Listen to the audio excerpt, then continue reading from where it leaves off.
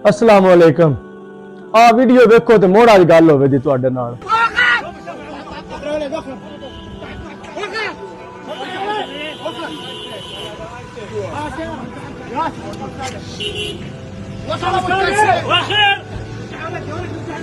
ये video Iraq दी।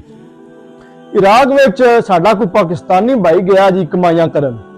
इत्थों मां प्यो सत्या गलदा अपने तो बलावा मगरों लांदा कि साडी औलाद जिहड़ी है कमाइयां करन जावे ते कुछ मगरों लांदे ने किसी तरीके असी सुरखरू हो भी है। इस बंदे ने पता नहीं इन्हां बंदियां ने उत्थों पिस्तौल या नजायज असला लभ कितों जांदा। साडे मुल्क में तो चलो मन लैने वाली गल है, जिथों जिहड़ी शायद तुसीं आखो लभ जांदी मुमकिन है।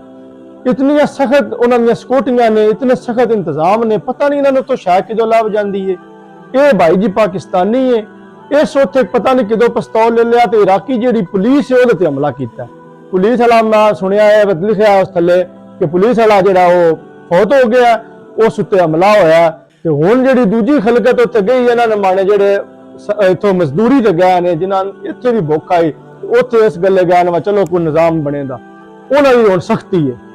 हुण इस इकी दी वजह तो जितने भी बाहर ने बंदे इराक विच ते दूजियां मुल्कां विच भी एक बारी वीडियो जनाब हर पासे हलचल इस मचा छड़नी है जी पाकिस्तानी है उस कोल नजायज असला ते और उस पुलिस वाले ने फायर मार छड़िया।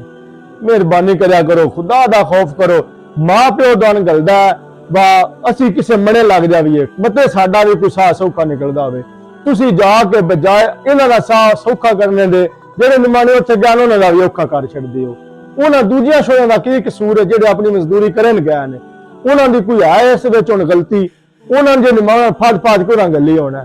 मेहरबानी करो, खुदा दा खौफ करो। जे आप नहीं करना हुंदा ते किसे दियां बेड़ियां दे ते ना पवो। इस गल्लों बड़ा हैरान आ जेड़े मस्कीन अपनी मजदूरी करन गए ने, जेड़ा मुंह ध्यान लगे ने उन्हां दी भी हुण सख्ती आ गई। और ये नहीं बनी दी इराक विच जिथे जिथे वीडियो जानी है कुछ सन अगे ही मुल्क नहीं बाहरले तस्लीम करदे, वो आदन भाई उंजी इंज दे ने। हुण उको जिहड़ा उन्हां दी कोई नहीं टोई। मेहरबानी करो, कुछ अपने हाल ते भी रहम करो, कुछ जेड़े गए ने मजदूरी करो उन्हां ते कोई अपने मुल्क दे भी हाल ते रहम करो। हुक्मरान ते उंज अगे कोई नहीं पकड़दे ते तुसीं कम अज कम ख्याल ते